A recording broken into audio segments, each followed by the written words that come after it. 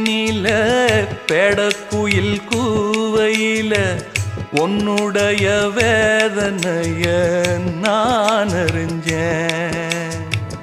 பொங்கலத்தில் மாலையிட ஒன்னிரண்டு தோளத்தொட என்ன தவம் செஞ்சேனோ என் மாமா. வண்ணக்கிளி கையத்தொட சின்ன சின்ன கோலமிட உள்ளம் மட்டும் வழியே நானே, உள்ளம் மட்டும் வழியே நானே.